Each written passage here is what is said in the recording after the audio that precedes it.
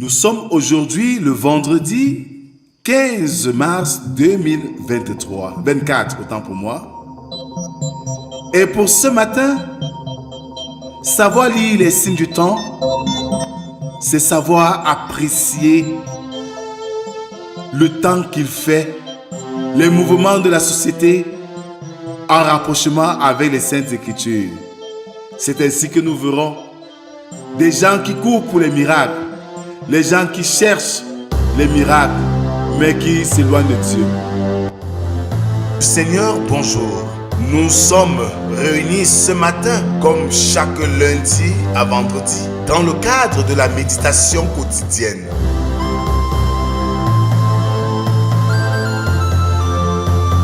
La méditation quotidienne est un moment de recueillement, de prière, de chant, de méditation de la parole de Dieu pour ainsi préparer notre journée.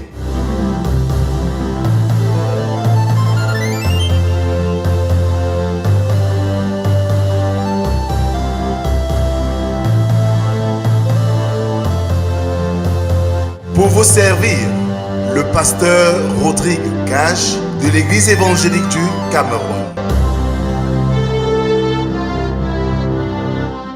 Alors, bien-aimés dans le Seigneur, ouvrons nos cantiques sur les ailes de la foi, numéro 432. Vois mon Sauveur face à face. Vois mon Sauveur face à face.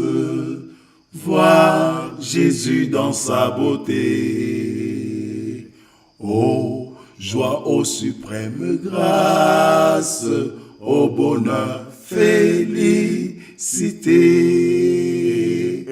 Oui, dans ta magnificence, je te verrai, divin roi. Pour toujours en ta présence, je serai semblable à toi. Continuons, bien-aimés, à adorer notre Dieu avec le psaume du jour, le numéro 5, dont nous ferons lecture des 5 premières strophes. Crie maintenant, qui te répondra? Auquel des saints t'adresseras-tu? L'insensé périt dans sa colère. Le fou meurt dans ses emportements. J'ai vu l'insensé prendre racine. Puis soudain, j'ai maudit sa demeure. Plus de prospérité pour ses fils. Ils sont foulés à la porte et personne qui les délivre. Sa moisson est dévorée par des affamés qui viennent l'enlever jusque dans les épines. Et ses biens sont engloutis par des hommes altérés. Amen. Je nous invite à la prière. Merci Seigneur pour ce rendez-vous matinal. Merci parce que Seigneur, c'est toi qui nous convoques à ce rendez-vous. Pour nous instruire, pour nous transformer, pour nous guider. Viens donc Seigneur en ce moment où nous voulons sonder tes saintes écritures. Parler à notre cœur. Parler à nos cœurs. Oui Seigneur. Parle, nous t'écoutons. Amen.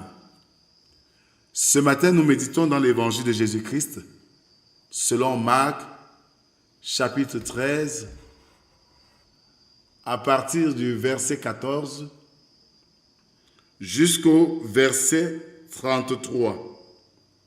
Marc 13, 14 à 33.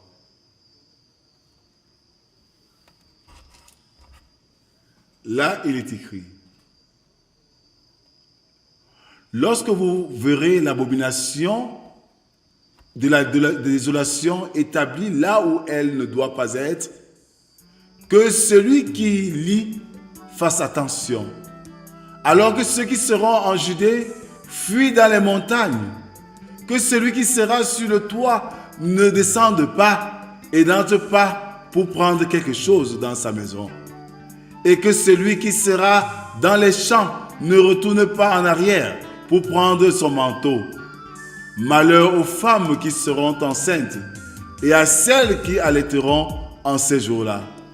Priez pour que ces choses n'arrivent pas en hiver, car la détresse en ces jours sera telle qu'il n'y en a point eu de semblable depuis le commencement du monde que Dieu a créé jusqu'à présent, et qu'il n'y en aura jamais.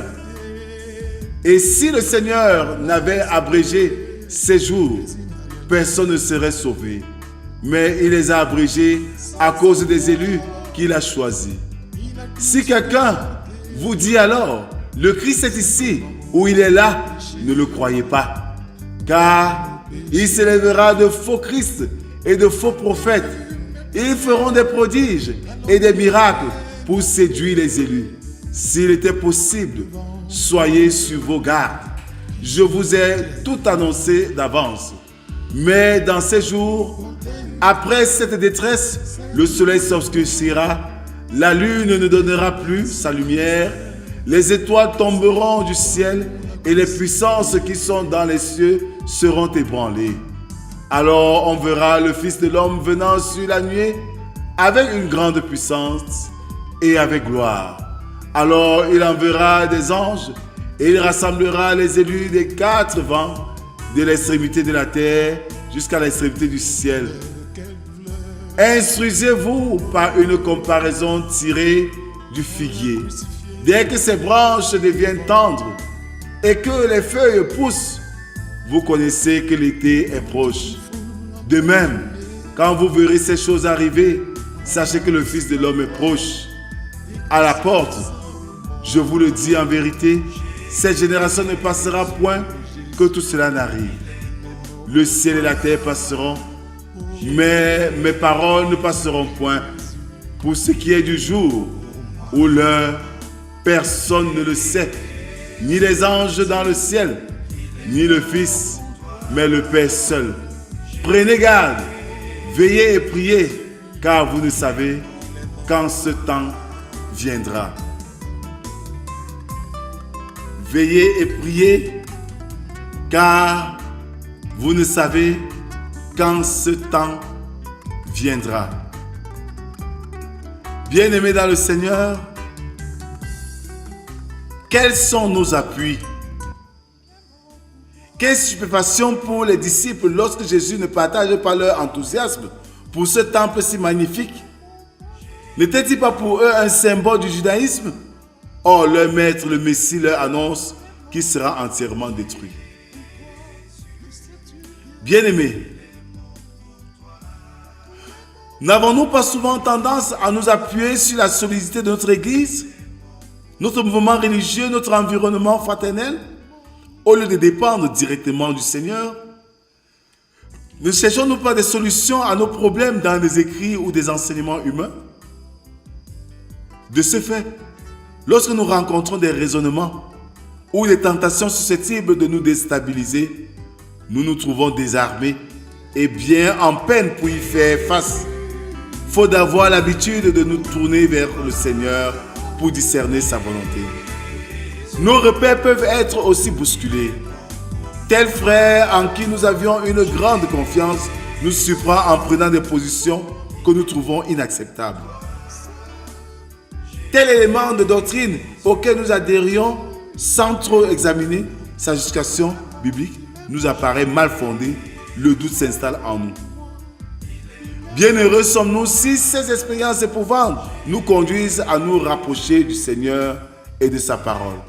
Alors nous voyons le Fils de l'homme, sa personne, son exemple, son enseignement, et nous nous retrouvons sur un terrain solide. Le résultat de ces épreuves sera de nous amener à réaliser une plus grande communion avec le Seigneur et avec nos frères. Et beaucoup d'éléments autour de nous nous donnent de nous éloigner, de nous distraire de Dieu, tels les faux prophètes, tels les prodiges, les miracles. Aujourd'hui, avec des communautés qui pilulent, je vous l'ai dit, des églises, qui invitent les chrétiens à venir, pas pour chercher Dieu, mais pour chercher les miracles. Voilà un cas précis de distraction. Le Seigneur dit, n'y allez pas, même si on vous dit que Jésus est là. N'y allez pas. Restez concentrés à l'essentiel. Restez accrochés à Dieu, dans la communion, dans la prière. Et quand il viendra, vous le saurez. Oui, parce que les signes l'accompagneront. Amen. Merci Seigneur pour cette parole que tu nous délivres ce matin, qui nous interpelle fortement à une vie de foi chrétienne, une vie chrétienne qui te glorifie, sans nous laisser distraire de ce que nous vivons au quotidien. Merci Seigneur parce que cette parole vient à temps opportun où notre entourage, le monde d'aujourd'hui, ne cesse de nous prodiguer des différentes croyances et religiosités. Que ta parole, Seigneur, reste notre seul abri. Bénis ce jour, bénis cette journée et tout ce que nous aurons à faire. C'est au nom de Jésus-Christ, ton Fils, que nous t'avons ainsi prié, lui qui nous a appris à te dire: Notre Père qui es aux cieux, que ton nom soit sanctifié, que ton règne vienne, que ta volonté soit faite sur la terre comme au ciel. Donne-nous aujourd'hui notre pain de ce jour. Pardonne nos offenses, comme nous pardonnons aussi à ceux qui nous ont offensés. Ne nous soumets pas dans la tentation, mais délivre-nous du mal, car c'est à toi qu'appartiennent le règne, la puissance et la gloire pour les siècles des siècles. Amen. Mon frère, ma soeur, le Seigneur te dit: ne te laisse pas distraire par des faiseurs de miracles, par ceux qui annoncent la venue présente de Jésus. Regarde juste à lui, fais sa volonté, et quand même il viendra, tu seras déjà prêt, parce que ta communion avec lui a été toujours bonne. Que la grâce, la paix et l'amour de Dieu soient et demeurent sur chacun et chacune d'entre nous, au nom du Père, du Fils et du Saint-Esprit, un seul Dieu éternellement béni. Amen.